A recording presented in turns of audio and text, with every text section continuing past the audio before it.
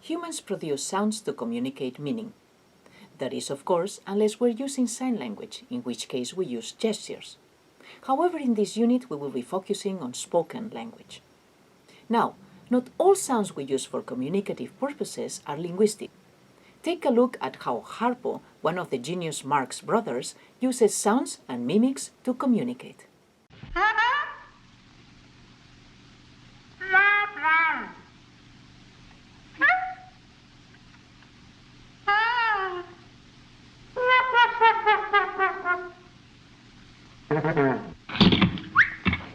You know, I'd be lost without a telephone. Hey, don't go away. I want to talk to you. The sounds Harpo makes are meaningful to us, most definitely because we've learned to associate them with certain feelings in our culture. Those sounds, however, are not linguistic. Linguistic sounds are only those that are associated with linguistic forms, such as words and sentences. So phonetics is the branch of linguistics which is concerned with the study of spoken language, the consonants and the vowels and the melodies and rhythms of speech. It examines how the sounds of speech are produced or articulated by our speech-producing organs, that would be articulatory phonetics, and the physical properties of speech sounds and how these sounds are perceived, that would be acoustic and auditory phonetics. In this course, we will be most concerned with articulatory phonetics, the study of how linguistic sounds are produced. For starters, you can read on your own the next couple of slides, which are pretty much self-contained. Don't forget to click on the clip in slide 4 for an X-ray of speech in real time.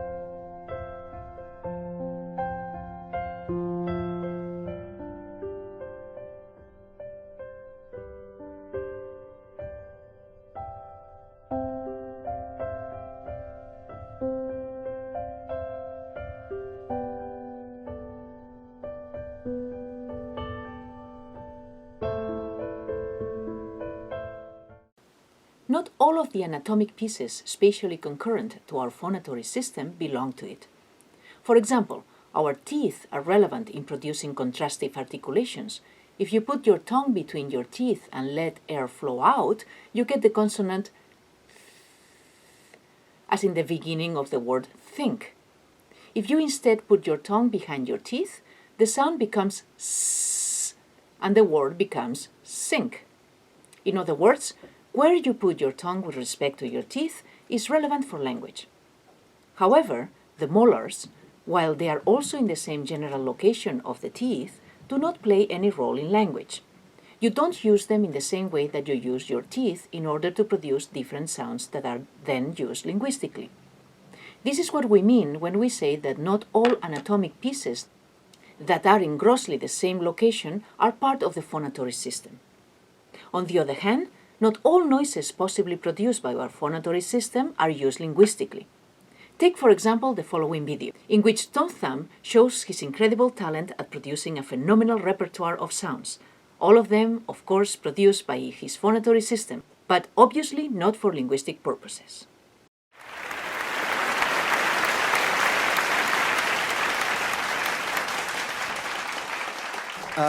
My name's Tom, and I've come here today to come clean about what I do for money. Basically, I use my mouth in strange ways in exchange for cash. I usually do this kind of thing in seedy downtown bars and on street corners, so this mightn't be the most appropriate setting, but I'd like to give you guys a bit of a demonstration about what I do.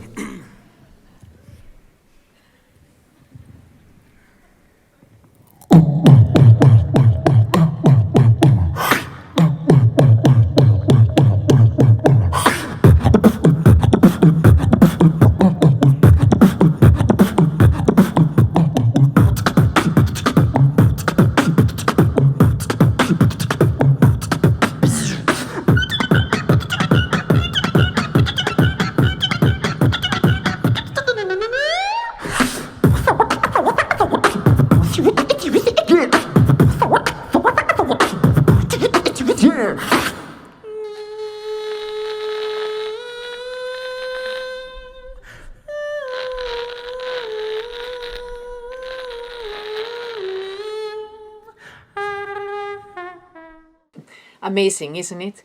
The point here is that from all the plethora of possible noises we can make with our mouths, only a handful are used to give shape to language. Languages can differ in the set of sounds that they include, and phonetics is said to understand why some mouth noises exist in language while others don't. Sometimes the choice can feel rather unnatural from the point of view of our native tongue, but we should keep an open mind about which sounds are possible in a given language. For example, to a speaker of English, some sounds of the Khoisan language feel unlikely candidates for linguistic sounds, but they are. Please listen carefully to the speaker in the following video, and try to pay attention to the unusual sounds you might hear. Those click sounds are not defects in the soundtrack. They are consonants as functional as p, t, s in English. It is just that they are very unfamiliar to us, at least in a linguistic sense, because they are not part of the phonetic inventory of English, just some Khoisan languages.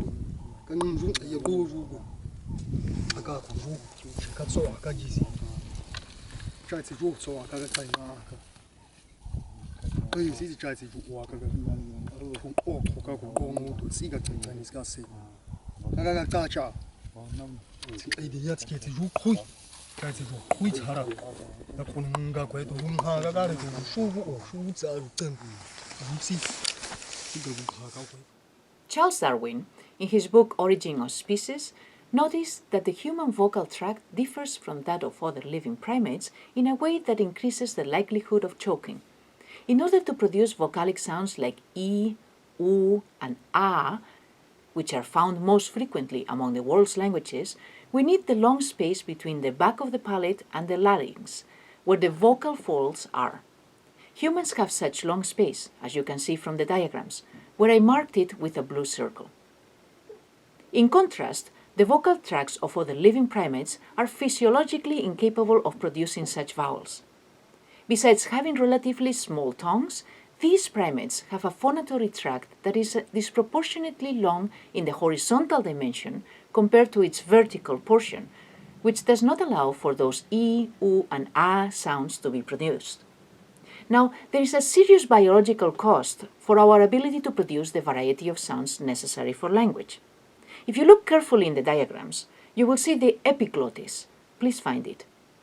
Look at the one on the primates. It's a bit more clear.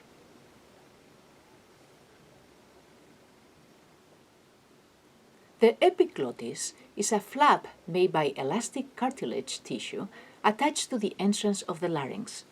Its function is to block the entrance of the trachea when swallowing, so as to direct the food to the esophagus instead of letting it block the trachea, which would cause choking and can of course be fatal.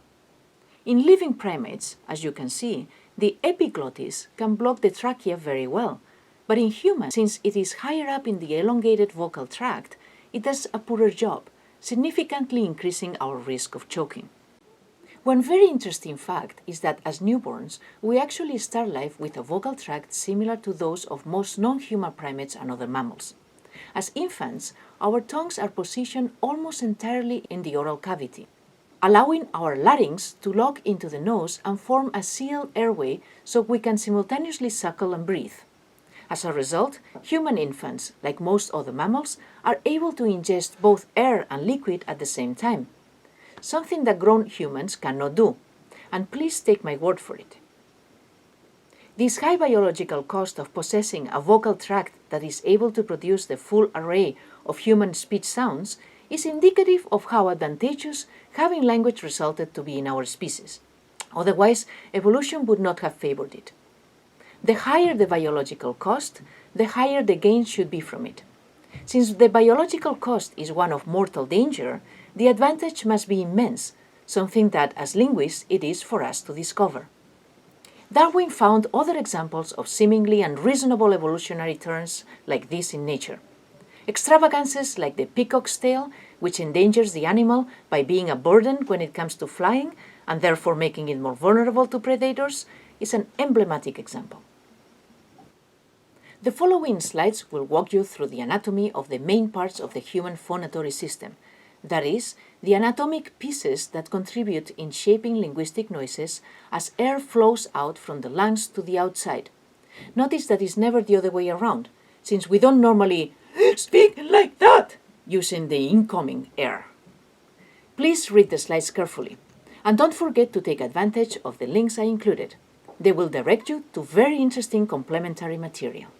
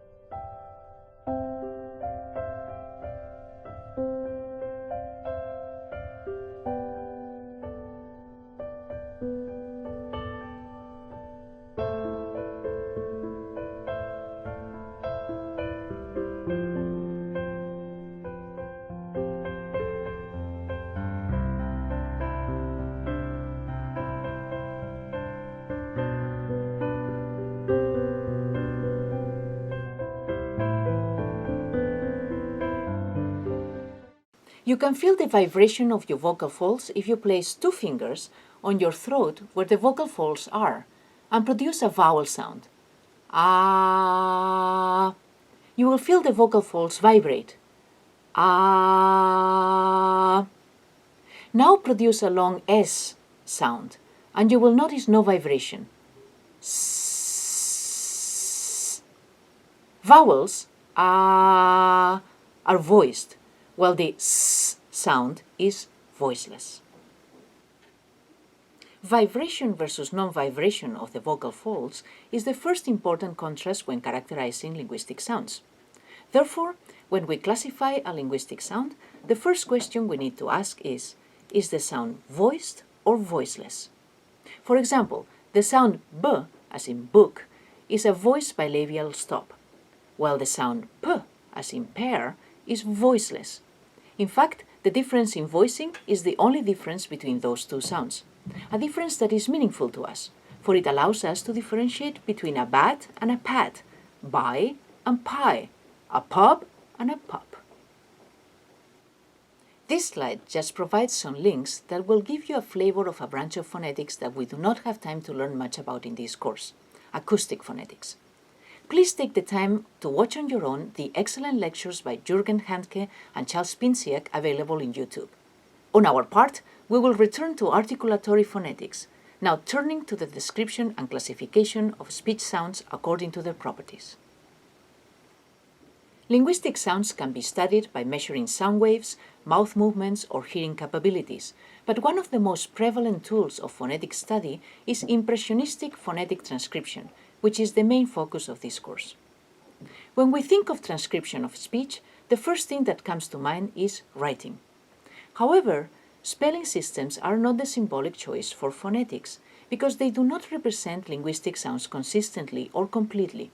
More on that later. However, it is nevertheless interesting to take a look at the different writing conventions, and I have included a link here. Phoneticians use their own system of phonetic symbols to represent sound. These systems are called phonetic alphabets, and the most widely used one is the International Phonetic Alphabet, or IPA. This is a very useful link because it includes soundtracks, but you can also either find it online or in the book you're reading. The goal of the IPA is to be applicable to all spoken human languages, so that when you write a word using IPA symbols, you always know how it sounds. I have also included a useful link that will help you easily type symbols that do not appear in your keyboard.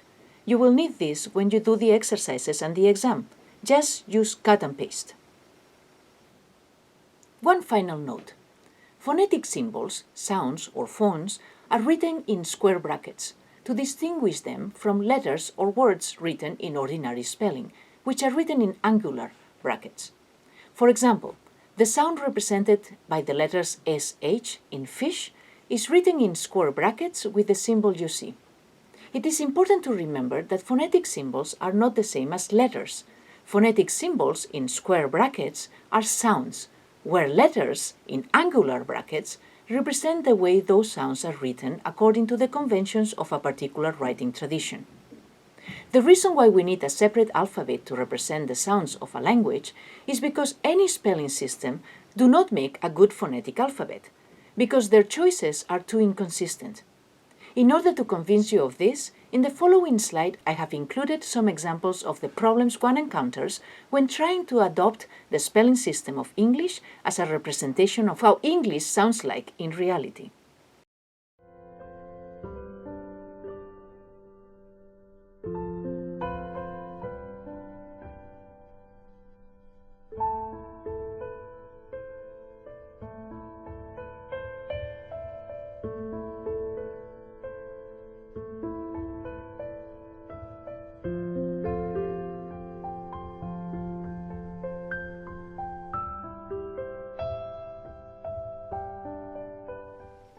The difference between consonants and vowels is that in the case of vowels, the flow of air, although shaped differently from each vowel, is uninterrupted.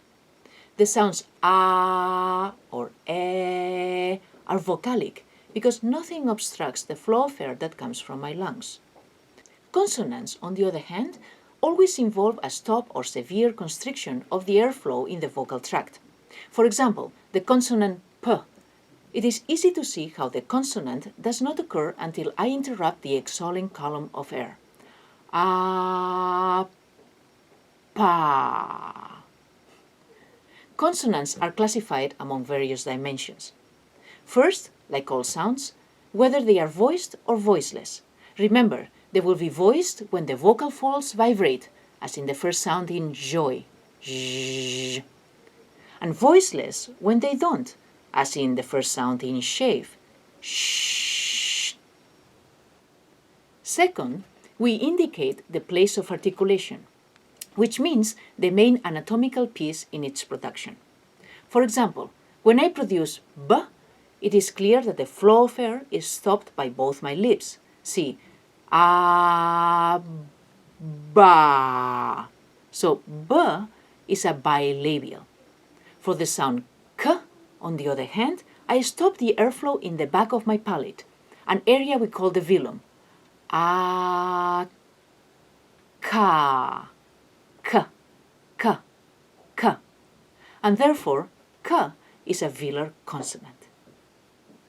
And finally, we include the manner of articulation, which is the way in which the exhaling air is manipulated to produce the sound.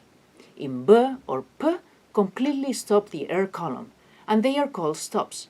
However, in s or f, I'm simply creating some turbulence by creating a nearly complete obstruction of the vocal tract, but without, however, completely stopping it. Such turbulent noise is called frication, and hence s and f are fricative sounds. All consonants are described according to these three parameters. And this is the beauty of the system, that it uses a minimal amount of descriptors to characterize the contrast between all linguistic sounds. In the following slide, you have the IPA representation of English consonants. Please find out from the book the meaning of every label used.